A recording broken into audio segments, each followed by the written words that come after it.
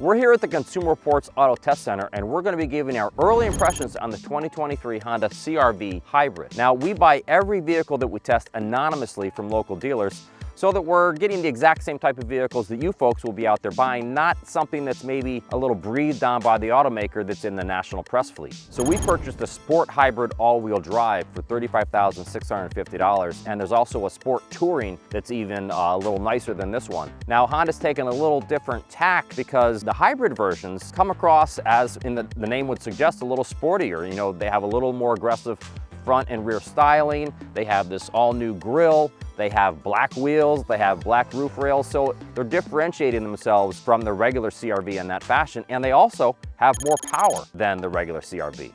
But interestingly, the EPA combined fuel economy has actually gone down by 1 mile per gallon for the 2023 hybrid versus the 2022. But we do all of our own fuel economy testing here, so we'll be able to verify whether the CR-V hybrid really does get better fuel economy or worse fuel economy than the outgoing model. So far, we're finding that the 2-liter gas engine combined with electric drive and a continuously variable transmission works pretty well. And one of the things we like about hybrids is that they have this nice smooth electric shove off the line, so there's no hesitations or any low-speed hiccups like in some models. A nice thing that Honda did with this CVT is that they put in some simulated upshifts so that it acts a little bit more like a traditional automatic. So the CR-V hybrid has paddle shifters, which we're pretty used to seeing on cars because you can upshift and downshift the automatic transmission kind of in a manual mode if you want, but that's not what they're for here. These are actually for dialing in some regenerative braking, which is something we see on a lot of electric vehicles, so that you can use this regen braking to help slow the car and also send some energy back to the battery. So one of the nice things about the CR-V hybrid is that this is a vehicle that you can get in and figure out how to drive almost instantly. It's not complicated. I mean, you press the button to start the vehicle, you've got a traditional gear selector with, it's not a monostable or it's not a push button that Honda does use on some of their vehicles. It's very traditional, it makes sense, it's intuitive. And a lot of the controls, like say the climate system, these are all physical knobs and buttons. It's not touch capacitive or all through some huge screen.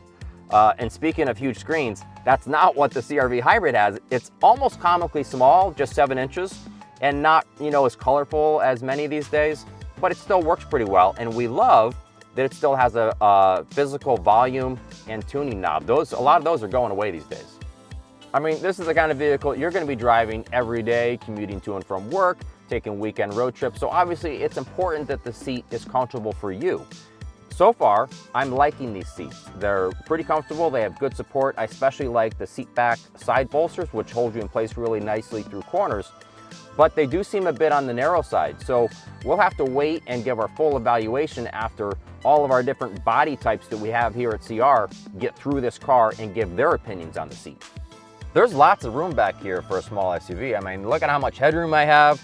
There's plenty of knee space. I've got good foot room underneath the front seat so I can really stretch out if I want, and pretty good leg support too. The one thing that I don't like too much though is that although the seat back reclines, you have to reach back for this lever way over here, and I'm gonna pull a muscle trying to do that. It's much better when the automaker puts like a lever on the side of the seat so you can just adjust it anytime you want without reaching too far back. So the Hybrid Sport that we bought doesn't come with a power-operated liftgate, but that's okay because it's pretty easy to open. It has these nice struts that help with that. And we like that the opening is nice and square, so it makes it easier to get larger items that you're trying to, you know, stuff in there. And the other thing is that the floor is at kind of an appropriate height, so that it doesn't involve a lot of like bending way over when you're trying to load stuff in or take it back out. So that's our early look at the 2023 Honda CR-V Hybrid, but this thing still has a ways to go before we can make a final judgment as to how good of a vehicle it really is. It still has to go through more than 50 tests here at the Consumer Reports Auto Test Center, including the fuel economy testing that we previously spoke about, to see how this hybrid stacks up against the conventional CR-V that we just finished testing. So we have a whole lot more information on the CR-V Hybrid up on our website, consumerreports.org. And don't forget to check back because we're going to have our full road test results on this soon.